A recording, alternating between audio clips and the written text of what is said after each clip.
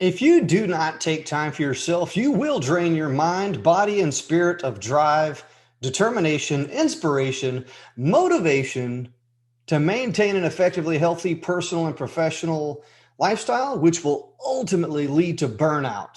Look, the things you do every single day require you to be at your best, don't they? You must be able to show up, take action, and be the best that you can be. But that is not possible if you don't take time for yourself to rest, de stress, and regenerate yourself so that you can be your best. Look, it's an absolute must for you to be your best every single day because not only is it vital for you, it is necessary for those that you have direct influence and impact on as well too. For example, if you have a big project that you're working on with other people, you will not be your best and you will absolutely let everyone down. The overall productivity of the project to include yourself if you are not at your best. I get it.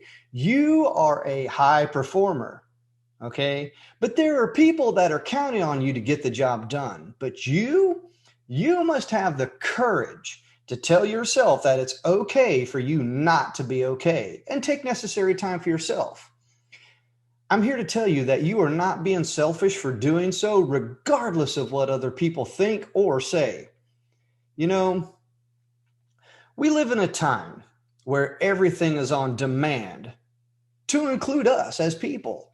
It's crushing us as human beings to keep up with that demand. It really is. You must take ownership in the fact that you control you, and you must be able to manage the expectations of your time, or you will get overwhelmed and ultimately you will burn out. So here's the story of, let's just call it enough is enough. It's a story about expectation management. Okay, so very near and dear to my heart is one of a few values that I hold, okay? And this is the value of selfless service. Okay? I live to serve other people. Okay? But there comes a time where you must be able to take a step back from that. Okay? And you must be able to manage expectations because if you do not manage expectations, okay, and you're not clear and concise and upfront with that, there could be a possibility that you could be taken advantage of. And that happened to me. Okay, so, I had someone years ago that I really just wanted to help out. I really wanted to serve. And it got to the point to where I ultimately discovered, my goodness, man, this person is very needy, really is just slamming me every single day with this, and that, and just wouldn't let off the gas until ultimately I said, you know what, enough is enough. Here's my expectations. Until I had the courage to stand up to that person, there's no telling where I would have ended up at. Okay. Probably in the hospital because, I was literally just getting driven. And I understand, there are people that you can work for that are just absolutely just demanding, this must get done. This has to get done. I don't care what you think, what you feel, and this, that, and the other. But you must have the courage to stand up for yourself and say, enough is enough. Here's my expectations. Okay. And I guarantee that the other person will respect you for that. Now, sure, there may be a little bit of, how can I say this? They may be upset. All right. The other person may be kind of discouraged and try to place blame on things. You can't let that happen. You have to be able to manage expectations. Okay. Now, I get it. There's going to be days that you just don't feel like showing up. I have those days too. And if time and opportunity are possible, then it may just be the best for you to take a personal day so that you can take care of yourself. All right. Now, I know what you're saying. I don't want to let anyone down. I'm part of a team and we have a strict timeline to get things done. Imagine this. Imagine if you were in the hospital and you were sick and you couldn't be a part of the team. You couldn't be a part of the project because you were overwhelmed, you were burned out, and it ultimately took its toll on your health. I'm here to tell you, if you do not take care of yourself and you get sick for an extended period of time, you will really be in a much bigger world of hurt than that 1 or 2 days that you take off yourself so that you can rest, recuperate, regenerate, and get back into the project or the game or whatever, whatever label fits there. So what's next? Well, here's my top tips that, they help me make time for myself, and I guarantee they'll work for you as well too. So let's get started. Number one, recognize that you need to take time for yourself and give yourself permission to do so. Okay, there's nothing wrong in taking time for yourself. And the moment that you give yourself permission to do so and let yourself know that it's okay not to be okay, you will discover a whole new world of opportunity when you can do that. Number two, set boundaries by letting others know that your time is your time and to not disturb you. Okay. Like I said, we live in an on-demand world. Everybody wants things done right now, on demand.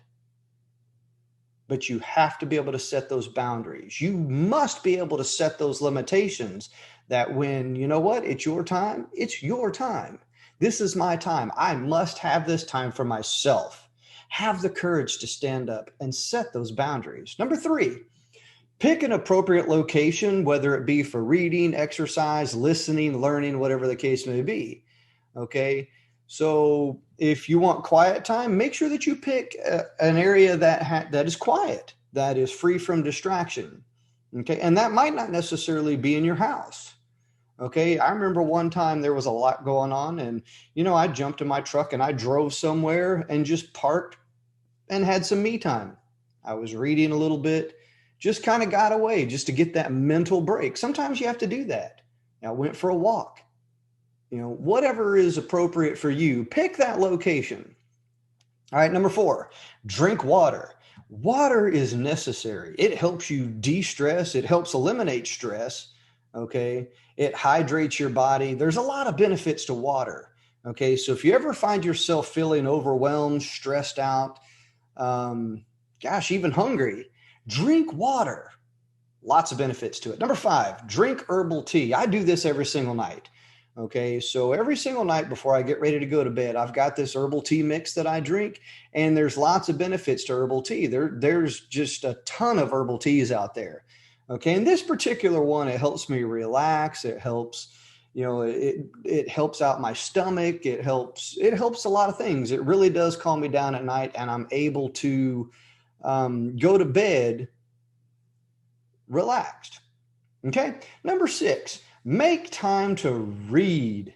I read every single day so I can expand my mind and understanding of things. Okay. And reading is very essential.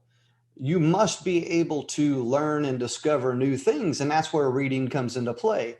All right. But if you don't like reading books, you can listen to audiobooks, watch YouTube videos, take a course, whatever the case may be.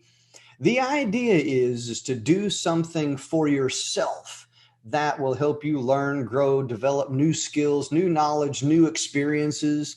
Okay, so, take time for that. Number seven, exercise. This is a good one. This really helps release stress, increase blood flow, and it energizes your mind and body. So I've been on this challenge here for about the last 62, 63 days. I think I'm on day 63 now. It's a 90-day challenge with Evan Carmichael and Zan the Man, in which I've been exercising every single day.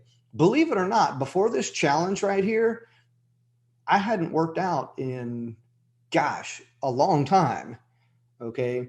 Just in the last, I want to say, I don't know, about the last 4 years, I just really have not had the need, well, not really the need, but the desire to work out. And until I joined this 90-day challenge or committed to it, I didn't have the desire to do so.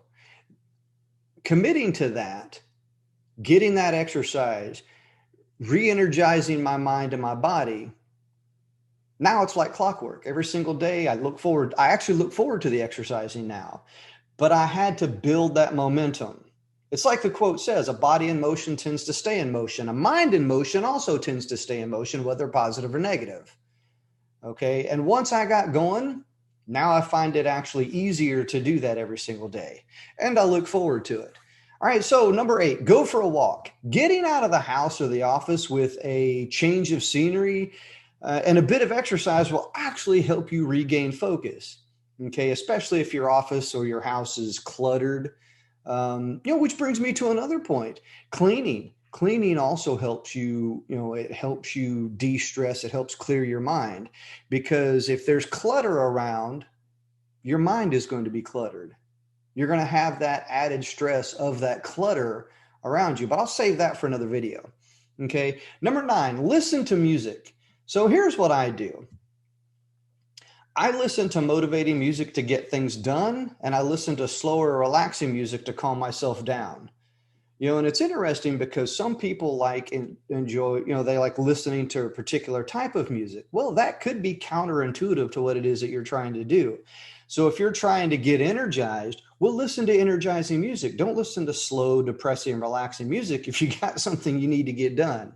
And then vice versa. If you're trying to calm down, you want to listen to specific things. So I got a few different types of music that I listen to. And, if I'm trying to get energized or pumped up, well, I listen to motivating music. My favorite soundtrack to listen to is the Rocky IV soundtrack. And if I'm trying to relax, well, I'll listen to something that really has no lyrics to it. It's just chill, relax, instrumental type music. Okay, and then last but not least, but very important, is number 10, take a nap. I love naps. Sometimes you need to be able to just take a quick nap, not a very long one. It could be 20, 30 minutes, but I've taken naps in the middle of the day for a couple of hours. Okay. It just depends on how overwhelmed or how exhausted that I am. But taking a nap has benefits to it. I love naps.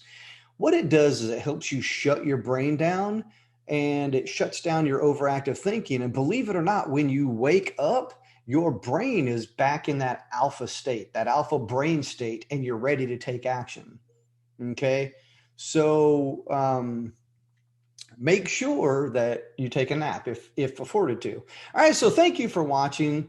Let me know which one of these tips was your favorite tip, and let me know in the comments below.